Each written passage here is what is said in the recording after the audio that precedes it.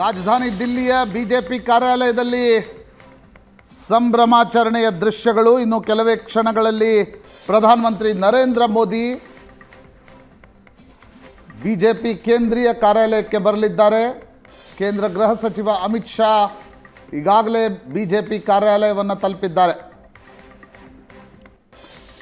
ಬಿಹಾರದ ಒಂದು ಭರ್ಜರಿ ಗೆಲುವಿನ ನಂತರ, ದಿಲ್ಲಿ ಚುನಾವಣೆಯ ಗೆಲುವಿನ ನಂತರ ಬಿಹಾರದ ಗೆಲುವು, ಬಿಜೆಪಿಯ ರಾಷ್ಟ್ರೀಯ ಅಧ್ಯಕ್ಷ ಜೆ.ಪಿ. ನಡ್ಡಾ ಬಿಜೆಪಿ ಕಾರ್ಯಾಲಯಕ್ಕೆ ಬರ್ತಾ ಇರುವ ದೃಶ್ಯಗಳು.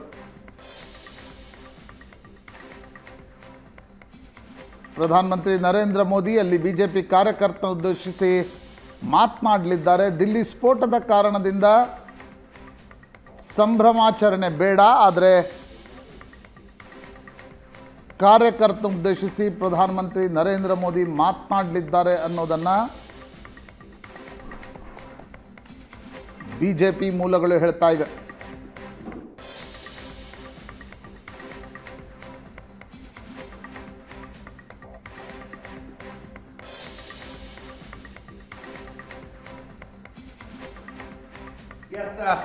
ರಾಘವ್ ಶರ್ಮಾ ಪತ್ರಕರ್ತರು ನಮ್ಮ ಜೊತೆ ನೇರ ಸಂಪರ್ಕದಲ್ಲಿದ್ದಾರೆ. ರಾಘವ್ ಶರ್ಮಾ, ಮತಾಧಿಕಾರ ಯಾತ್ರೆ, ಮತಗಳ್ಳತನದ ಆರೋಪ ಜನರ ಚರ್ಚೆಯಲ್ಲಿ ಇರಲಿಲ್ವಾ?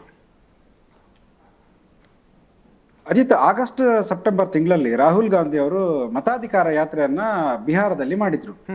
ಆವಾಗ ಒಂದು 16 ದಿನಗಳ ಕ್ಯಾಂಪೇನ್ ಮಾಡಿದ್ದಾರೆ. ಒಂದು ಪ್ರಮಾಣದಲ್ಲಿ ಜನ ಸೇರಿದ್ದಾರೆ, ಕಾಂಗ್ರೆಸ್ ಕಾರ್ಯಕರ್ತರು ದೊಡ್ಡ ಪ್ರಮಾಣದಲ್ಲಿ. ಆರ್ಜೆಡಿ ಅವರು ಕೂಡ ಬಂದು ತೇಜಸ್ವಿ ಯಾದವ್ ರಾಹುಲ್ ಗಾಂಧೀಜಿ ಮೇರಾ ಬಾಯಿ ಹೇ ಅಂತ ಬೇರೆ ಹೇಳಿದ್ರು. ಅದು ಭಾರಿ ಸುದ್ದಿ ಆಗಿತ್ತು. ಆದ್ರೆ ತೇಜಸ್ವಿ ಯಾದವ್ ಹೇಗೆ ಹೆಗಲಾಕಿ ತನ್ನ ಬಾಯಿ ಅಂತ ಹೇಳಿದಾಗೆ ರಾಹುಲ್ ಗಾಂಧಿ ತೇಜಸ್ವಿ ಯಾದವ್ ಮೇರಾ ಬಾಯಿ ಹೇ ಅಂತ ಹೇಳಿಲ್ಲ ಬಿಹಾರ ಚುನಾವಣೆಯಲ್ಲಿ. ಅದು ಇಂಪಾರ್ಟೆಂಟ್.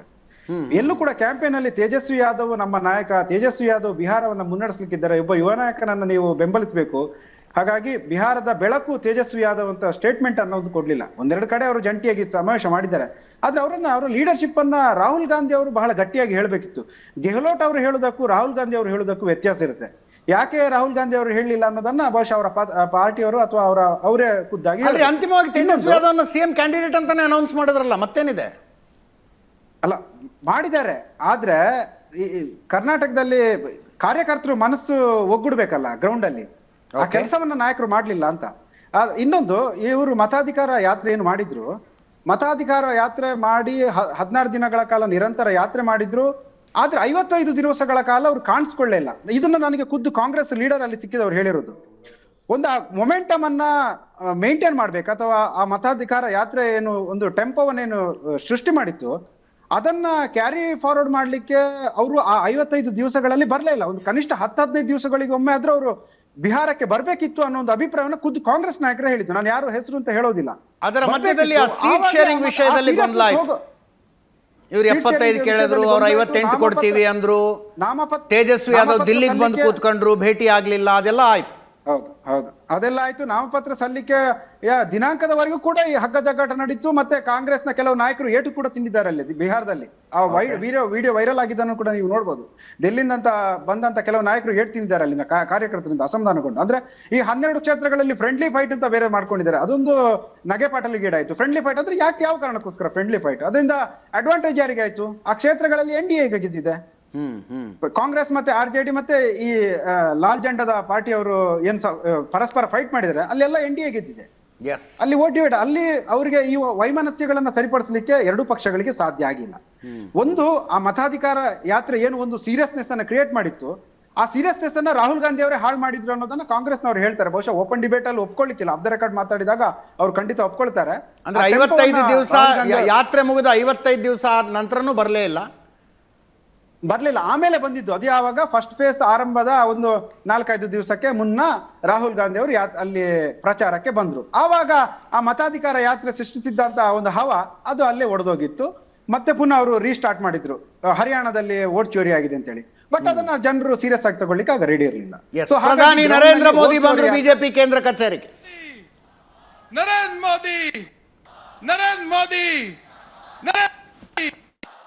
ಮೋದಿ मोदी मोदी मोदी अपने नेता का किस प्रकार स्वागत अभिनंदन केंद्रीय कार्यालय में हो रहा है। कार्यकर्ता स्वागत और अभिनंदन कर रहे हैं। हृदय से अभिनंदन और माननीय प्रधानमंत्री नरेंद्र मोदी जी का करना है। इतनी ऐतिहासिक विजय प्रधानमंत्री मोदी जी के नेतृत्व में हुआ है। फिर नारा लगाएंगे, मोदी मोदी मोदी, नरेंद्र मोदी, नरेंद्र मोदी, नरेंद्र मोदी, नरेंद्र मोदी, नरेंद्र मोदी, मोदी मोदी मोदी मोदी, भारत माता की, भारतीय जनता पार्टी, नरेंद्र मोदी, नरेंद्र मोदी, नरेंद्र मोदी, नरेंद्र मोदी, नरेंद्र मोदी, नरेंद्र मोदी।